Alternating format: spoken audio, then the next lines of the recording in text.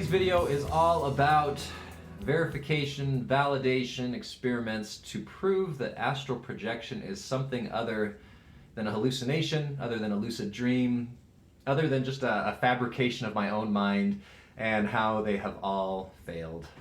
So I will tell you up front that this video partially serves a selfish purpose, and that is that I get probably 10 to 15 requests a month through email to participate in various experiments, and to try to prove one way or another that projection is something other than, like I said, a hallucination. Typically these experiments involve reading numbers off of papers, without looking at them first, and then predicting them, going back and then verifying to see if those numbers were correct. That's almost always the scenario that's presented to me. And I'll tell you, when I very first started projecting consistently and I really started to get the hang of this, I would participate in all of these experiments. And this it monopolized every single one of my experiences for a really long time, for months. So rather than flying around doing things that I love or doing anything more profound, I spent these experiences trying to prove that it was possible to interact with the physical world from the non-physical world. And the conclusion that I came to was that not only is it not possible, but my success rate in many cases was less than it would have been if it were chance alone that were involved. So I've got some thoughts behind this, but I wanted to share so far, what I've done and, why I turned down these requests now. I turn down almost all of these requests to participate in these experiments these days because I've done so many of these and I spent so long doing it and, reading other people. So say Bob Monroe, for example, 40 years of experience plus. And in a laboratory condition, he tried to read a number. He failed. He couldn't get out of body. When he did get out of body, he got lost, went the wrong direction, ended out in a courtyard. You've got people like that, or people like Frederick Ardema, who wrote, I believe it's called Explorations in Consciousness, dedicates an entire chapter to experiments where he, like myself, had a less than chance success rate. And I've just come to this conclusion that I'm wasting my experiences, spending them all trying to prove that this connection exists, or that this ability to interact between the physical and the non-physical is possible. And when I say wasting, I mean, my success rate it's only at like 20%, which, might sound, well, to me it sounds depressing. But it basically means that I'm getting out of body like once or twice a week when things are going well.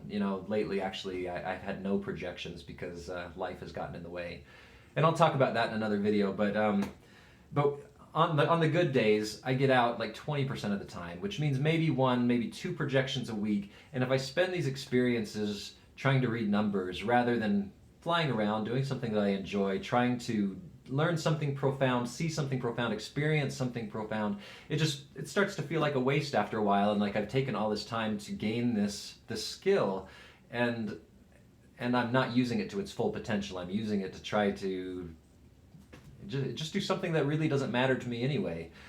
Because when you think about it, to me personally, it's the experience that is profound. And whether it's ever possible to prove that this is something that's not generated in my head, or whether it's all just created by my subconscious mind, the experience itself is no less profound to me, and I don't care if it's real or if it's not real. And I did for a long time. I put a lot of emphasis on it, but then one day it just kind of clicked that I thought, well, if it's not real, am I going to want to stop? Is it going to matter to me less? Am I going to be less passionate about this topic? And the answer was no. I wouldn't enjoy the experiences any less. I wouldn't learn any less from them. In the end, it didn't matter to me. So I thought maybe it's time to stop pushing so hard on this thing that I'm failing at repeatedly, and just try to make more of the experiences that I have that already, come too rarely for my preference. All right. So as far as experiments that I've done, the very first thing that I ever tried was reading a face card. I took a face card, top of a normal 52 card deck, flipped it upside up on the kitchen table, didn't look at it, went to bed, and within a few nights was able to project and then look at the card on the table, and then head back up to my body almost immediately, not wanting to forget, not wanting to waste any time or chance the opportunity, or chance that opportunity would go to waste when I managed to actually see the card. So I go back into my body, I get up, I write down in my dream journal what the card was. What did I see when I was out of body? Go downstairs, compare my results, and it was wrong.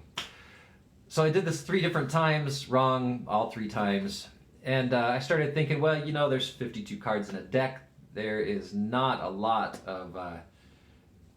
it's not likely that I'm going to be able to guess correctly. Now, granted, if you're really interacting with the physical world, there shouldn't be guessing involved, right? You should be able to look at the card. It shouldn't be luck. It should be you see it, you write down the answer, you match it up, and it's correct. And I would say that if that were the case, it should be correct more often than not. Now, I do say more often than not, and I'll get into that in a little bit as well, because there are things that tend to get in the way. All right, so the next thing I tried is I thought, well, 52 cards, maybe too difficult. How about I try a dice? So I took just a normal 6-sided die. I would throw it, place it on the top of a dresser in my room, thinking that's even closer to me. It's easier for me to get out of body, maybe see that, and reduce the number of attempts it takes me to try to predict the number on the dice. So I do that, don't look at the dice, put it on the dresser, get out of body, look at it, write down my results, get up, look, and I'm wrong. 3 times wrong. I have a chance 1 in 6, and I was wrong 3 out of 3. All right, so other things I've tried reading numbers off of papers. I tried a 5-digit number, couldn't remember all the numbers. I tried a 3-digit number, was able to remember them. They were wrong. Tried a 2-digit number, again, using just a random number generator that I found online. I tried more technology-related things. I found a website that's meant for remote viewing practice, where you would basically say, I'm going to remote view what image is going to show next on this website. You finish drawing out whatever it is that you're predicting, you hit the button, it shows an image, and then that image hopefully matches what you were remote viewing. So I would use this, instead of for remote viewing, I would use it to try to verify that I was able to interact with the physical world. So I would bring up an image, again, not looking at it, leave my phone on next to the side of the bed, get out of body, look at the phone. More often than not, the phone was not on. I couldn't get it to turn on. Technology just tends to not be very predictable in this state anyway. And in the instance where I did see an image, I was completely off. Not even the right category, colors, sequence, patterns, nothing even close. So I gave up on that one. Another one that is commonly requested, pull me out of body. So I have tried to pull my kids and wife out of body multiple times, and either they don't remember what happens in the morning. I tried to interact with my dad, for instance, while out of body. He didn't remember it ever occurring. They don't remember what happened in the morning, or I'm unable to pull them out of body to begin with, or I'm unable to find them because they're not in their beds where I left them when I went to bed. That kind of thing has just been completely unsuccessful. Meeting people when out of body. So that's another thing that I get requests for fairly regularly. Can you meet me out of body? We'll have this shared experience and we'll both be able to report back on it. So this is challenging for a number of reasons. So first of all, you've got to have 2 people, hopefully that are in similar time zones, that go to bed about the same time, that are then going to practice at about the same time. Considering you've got about an 8-hour window of sleep, you need to narrow that down to a good, 15 or 20 minute window, because projections rarely last longer than that. And then you both have to get out of body at the same time. You've got to meet in some location that you're both able to travel to, which has its own challenges. So when you get out of body, a lot of times you lose interest in your predefined plan of action, the task that you wanted to do. You get turned around and you can't figure out where you're supposed to be going. It's really easy for that kind of thing to happen. It's also difficult to travel to places you've never been that you don't have any sort of emotional connection to. So for example, I can travel to a childhood home very easily. I can travel to my parents' home very easily. But I've tried multiple times, for instance, to travel to Egypt with 0 success. I've never been there and I have no connection to it. I just think it'd be interesting to go there. And yet I've failed every time I've tried to go. So when you're trying to meet a stranger that you have no connection with in a remote location, trying to synchronize the moment that you project and then meet at this location that you've never been, all of those things just make it incredibly unlikely, bordering on impossible, at least for me at this particular time. If I could get my success rate up to closer to 100% rather than 20%, and I was just getting out left and right and it was just a piece of cake, maybe that kind of thing would happen, because I know that there are reports of shared experiences. Tom Campbell has a few of those. In fact, one of them was with another member of Monroe's group when he was doing experimentation several decades ago. So unsuccessful there. Let's see, another one. Well, I will mention I met one other guy he claimed to be projecting while I was out of body. I came back. His name was Garrett Lee, and I tried to reach out to this guy on Facebook that matched his description identically multiple times. He never responded back. Maybe he doesn't go on Facebook, or maybe he's ignoring me because he thinks I'm a lunatic. But after a couple of months, multiple messages, I just gave up on that. Maybe he'll reach out to me one day, and that will be proof. But at least at this point, that was that. So I've tried to predict what remote locations that I haven't been to look like, whether that's houses, whether that's buildings. Trying to draw out what furniture in rooms look like, the layout of a building, the layout of a house. Again, all unsuccessful. I've had some what I would just describe as coincidences, where I put something in the right place, whether that's a room or a piece of furniture, but I get so much wrong when I'm describing these remote locations that the instance where I get one thing right really couldn't be described as anything other than confirmation bias if I were to say that is proof. Because it's, you get 1 in 10 things right. That's not proof of anything. That's proof that you know what the layout of a house looks like, and you can accurately predict where the dining room in that house might be. So that kind of scenario. What else? So an interesting one. This was suggested by a viewer. He said, maybe there's some sort of property with fire that would bridge the non-physical and the physical world. And I don't know the logic behind why fire would bridge these two existences, these two planes of existence. But I went ahead and I tried it. So I took a candle, put it on my kitchen table, lit it, pointed my camera at it, and I recorded just the flame while I was projecting and then trying to interact with that flame. So I tried this a few times. One of the instances, the candle was out when I found it on my kitchen table. That was actually kind of fun because I made my first attempt at what I believe people call pyrokinesis, and I actually lit the flame while I was out of body, lit the wick of the candle, went back into body, watched the video. The candle never went out. It didn't change.